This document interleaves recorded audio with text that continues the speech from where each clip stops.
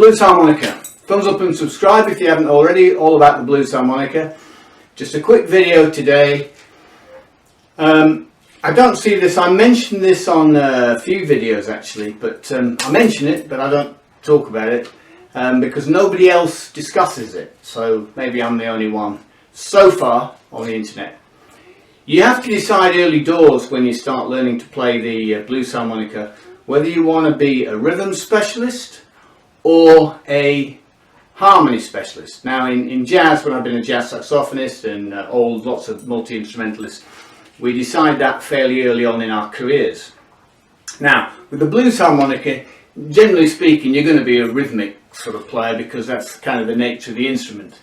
But nowadays with the way that things have moved and players have developed this thing and moved it along, and we all move into different styles and so on, it would facilitate you absolutely 100% if you can decide early doors a kind of style.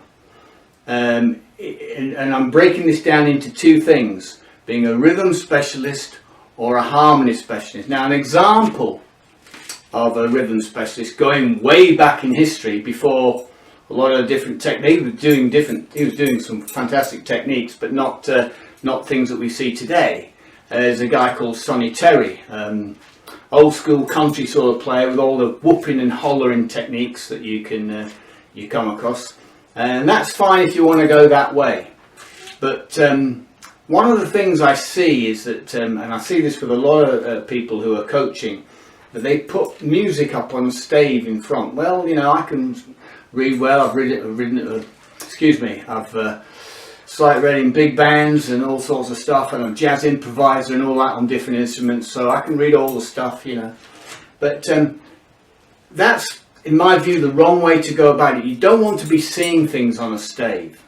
And the clue, particularly if you're looking at the Sonny Terry stuff, which is something that I don't do, that's not my style at all, but it may be yours, is that I wouldn't coach it with any music on the stave. And the clue is that the guy couldn't see anyway, could he?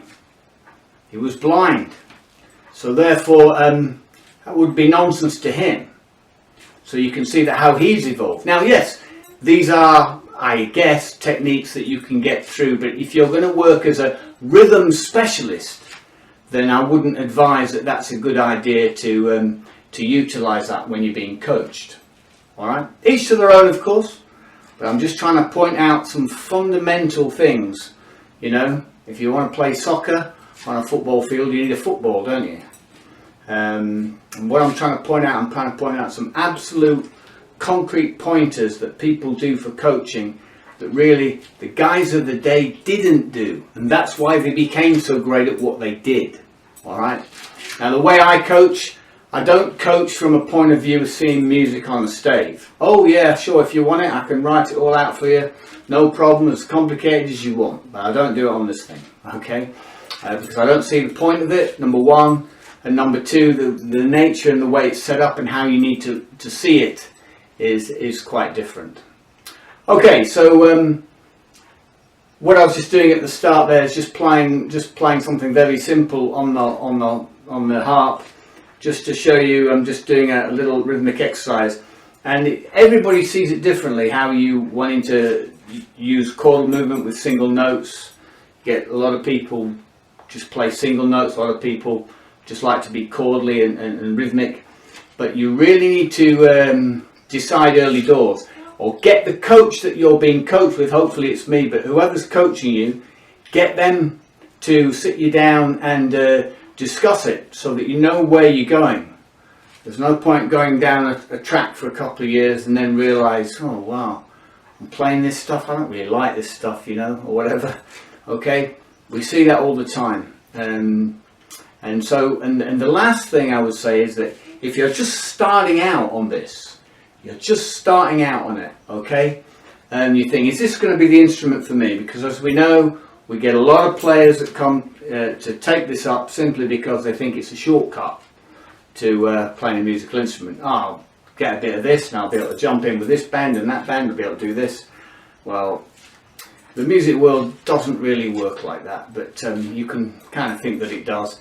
But If you're the sort of character that likes the challenge of finding something small, and you can lose yourself in working over that, in other words, it gives you a satisfaction to do that, to amuse your mind, to amuse your brain, then this is the instrument for you. Just like a lot of other instruments, it's a similar idea. Okay, if you are that kind of person, then you'll do well on the blues harmonica.